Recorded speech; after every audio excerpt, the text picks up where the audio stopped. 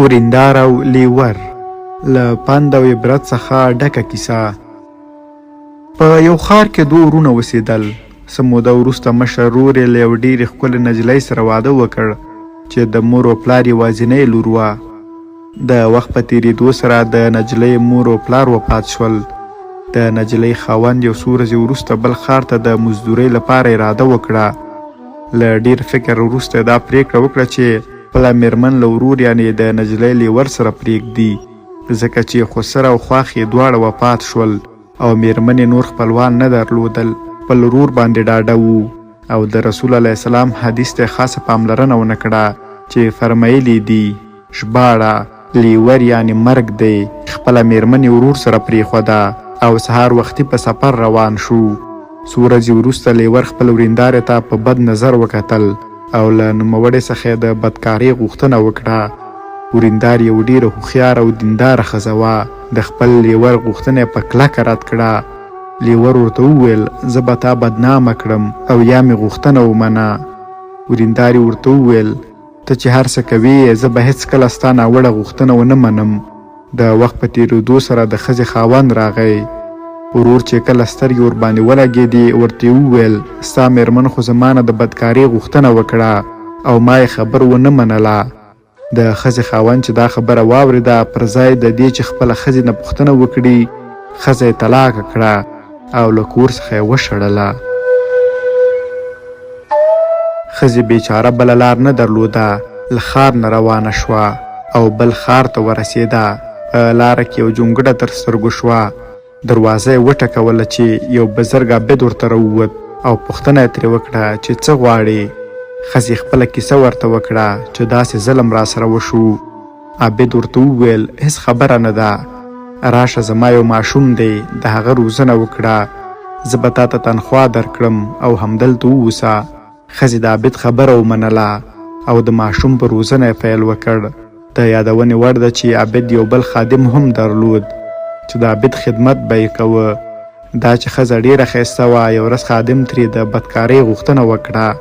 ښځې ورته وویل ما د بدکارۍ نه کولو په خاطر خپل خاوند له لاسه ورکړ، نو ستا غوښتنه به څنګه ومنم. خادم پاڅېده او ماشوم یې ووژه. کله چې عابد راغی خادم شیطانت ورته وکړ چې ښځې خو ستا نازولی ماشوم وواژه. عابد ډېر په قهر شو او ښځې ته یې 2 دینار ورکړل او بخښنه ورته وکړه او ورته یې وویل نور دې الله در سره پوه شي، نور زما له جونګړې نه لاړه شه. ښځې 2 دینار راواخیستل او حرکت یې وکړ. په لاره کې یو ځای 15 کسانو یو قرضدار رانیولی و او وهه یې. ښځې پوښتنه ترې وکړه چې دا ولې وهئ؟ هغوی ورته وویل زموږ 2 دینار قرض ورباندې دی. ښځې له جیب نه 2 دینار راوویستل او ورې کړل. قرضدار یې له وهلو نه خلاص کړ. بیا یې قرضدار ته خپله کیسه وکړه چې له داسې تکلیفونو سره لاس او ګریوان یم.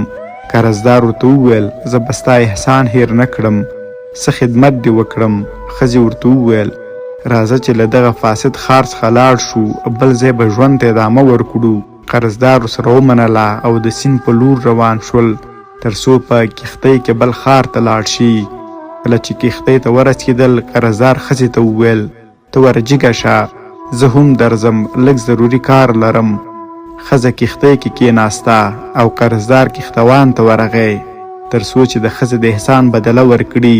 کښتیوان ته یې وویل دا زما وینځه ده او خرڅوم یې، ښکلا خو یې خپله ویني، نو زر کوه پیسې راکړه. کښتیوان هم د قرضدار خبره ومنله.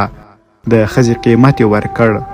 نور قرضدار پښې سپکې کړې او ښځه یې یوازې کښتۍ کې پرېښوده. کله چې کښتۍ روانه شوه نو ښځې د قرضدار پوښتنه وکړه چې چیرې دی.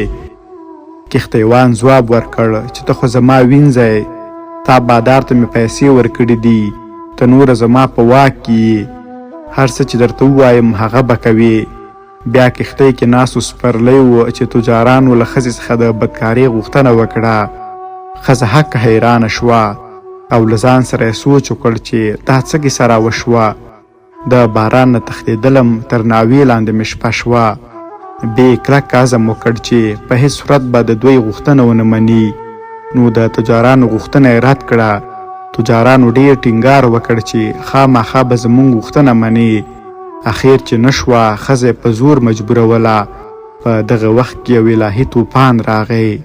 کښتۍ د ساحل په لور واخیسته او ټوله سپرلۍ غرقه شوه. یوازې ښځه ترې بد شوه. په دغه وخت کې باچا له خپل وزیرانو سره ساحل ته په چکر راغلی و. په ناڅاپه ډول یې سترګې په ښځې ولګېدې. بیا یې خپلو عسکرو ته امر وکړ چې ښځه راولي. کله چې ښځه راوسته نو باچا ترې پوښتنه وکړه چې دلته څه کوې؟ ښځې باچا ته خپله ټوله د مظلومیت کیسه وکړه. باچا د نوموړي زړه بوږنونکي کیسې ډېر غمجن کړ. بیا د ښځې لپاره ځانګړی ډاکټر راوغوښت او په ښه توګه درملنه ترسره شوه. په پای کې باچا له ښځې سره واده وکړ او بیا د نوموړي په غوښتنه د نوموړي مخکیني خاوند لیور عابد، د عابد خادم او قرضدار را پیدا کړل او د ټولو خلکو مخکې مجلس دایر کړ. په دغه وخت کې ښځه راجیګه شوه او مخکیني خاوند ته وویل ته ملامت نه یې ځکه چې ورور دې دوکه کړې نو ته مې وبخلې. بیا لیور ته وویل ته به په دروغ وهل کېږي ځکه چې تا په ما باندې تهمت لګولی دی. بیا عابد ته وویل ته هم بې ګناه او ما بخلی ځکه چې خادم دروغ درته وویل. بیا د عابد خادم ته وویل ته به قصاص شي ځکه چې تا ماشوم ووژه. او بیا قرضدار ته وویل چې ما تا سره احسان وکړ او تا وعده را سره وکړه چې زه به ستا د احسان بدله درکوم. آیا زما د احسان بدله همدا وه چې زه دې په وحشي ځناورانو خرڅه کړم؟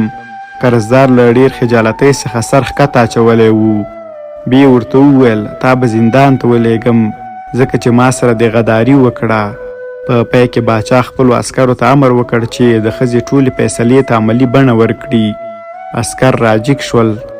د باچا امر پر ځای کړ او بیا ټول په خپله مخه روان شول. باچا او ښځې هم خپلې ماڼۍ ته راغلل او د خوشحالۍ ژوند یې پیل کړ. ښځې د الله تعالی ډېر شکرونه ادا کول او ویلې چې ای زما ربه ما ستا یو امر قبول کړ چې خپل ځان مې پاک وساته او تا ما باندې احسان وکړ او زه دې د باچا میرمن کړم.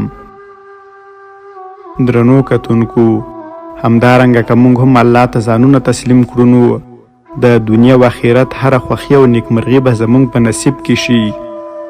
د مهربانۍ له مخې له خپلو دوستانو سره شریکه کړئ تر څو ټول پند او عبرت ترې واخلي.